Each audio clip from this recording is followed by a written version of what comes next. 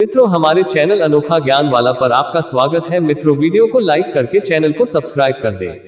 मित्रों, द्रौपदी के इस राज को जानकर हैरान रह गए थे पांडव।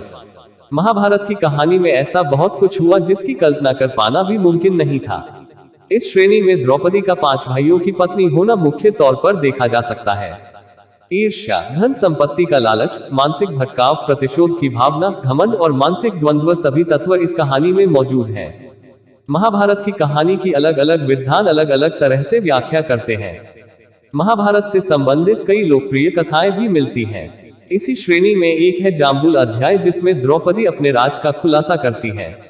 द्रौपदी 5 पांडवों की पत्नी थी, लेकिन वह अपने 5 पतियों को एक समान प्यार नहीं करती थी। वह सबसे ज्यादा अर्जुन से प्रेम करती थी, लेकिन दूसरी तरफ अर्जुन द्रौपदी को वह प्यार नहीं दे पाए क्योंकि वह कृष्ण की बहन सुभद्रा से सबसे ज्यादा प्यार करते थे। एक प्रचलित कथानक के मुताबिक पांडवों के निर्वासन के 12वें वर्ष के दौरान द्रौपदी ने एक पेड़ पर पके हुए जामुनों का गुच्छा लटकते देखा। द्रौपदी ने तुरंत ही इसे तोड़ लिया। जैसे ही द्रौपदी ने ऐसा किया, भगवान कृष्ण वहां पहुंच गए। भगवान श्री कृष्ण ने बताया कि इसी फल से एक साधु अपने 12 साल का उपवास तोड़ने वाले थे। द्रौपदी ने फल तोड़ लिया था, जिससे पांडव साधु के कोप का शिकार हो सकते थे। यह सुनकर पांडवों ने श्री कृष्ण से गुहार लगाई। भगवान श्री कृष्ण ने कहा कि इसके लिए पांडवों को पेड़ के नीचे जाकर केवल सच वचन बोलने होंगे। भगवान कृष्ण ने फल को पेड़ के नीचे रख दिया और कहा कि अब हर किसी को अपने सारे राज खोलने होंगे। अगर हर कोई ऐसा करेगा तो फल ऊपर पेड़ पर वापस लग जाएगा और पांडव साधु के प्रकोप से बच जाएंगे। सबसे पहले श्री कृष्ण ने युधिष्ठिर को बुलाया।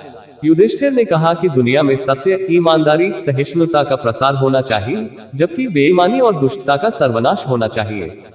युधिष्ठिर ने पांडवों के साथ हुए सभी बुरे घटनाक्रमों के लिए द्रौपदी को जिम्मेदार ठहराया।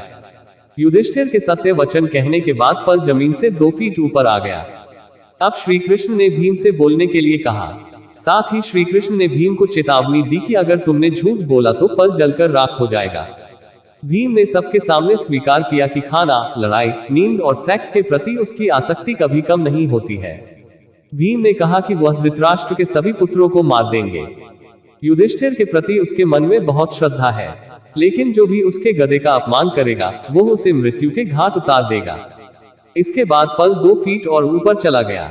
अब अर्जुन की बारी थी। अर्जुन ने कहा कि प्रतिष्ठा और प्रसिद्धि मेरी जिंदगी से ज्यादा मुझे प्रिय है। जब तक मैं युद्ध में कर्ण को मार नहीं दूंगा तब तक मेरे जीवन का उद्देश्य पूरा नहीं होगा। मैं इसके लिए कोई भी तरीका अपनाऊंगा, चाहे वह धर्मविरुद्ध ही क्यों ना हो। अर्जुन ने भी कुछ नहीं छिपाया। अर्जुन के बाद नकुल और सहदेव ने भी कोई रहस्य न छिपाते हुए सब सच सच कह दिया। अब केवल द्रौपदी बची थी। द्रौपदी ने कहा कि मेरे 5 पति मेरी 5 ज्ञानेंद्रियों, आंख, कान, नाक, मुंह और शरीर की तरह हैं। मेरे 5 पति हैं, लेकिन मैं उन सभी के दुर्भाग्य का कारण हूँ।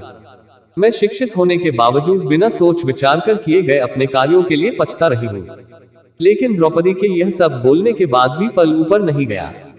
तब श्री कृष्ण ने कहा कि द्रौपदी कोई रहस्य छिपा रही है।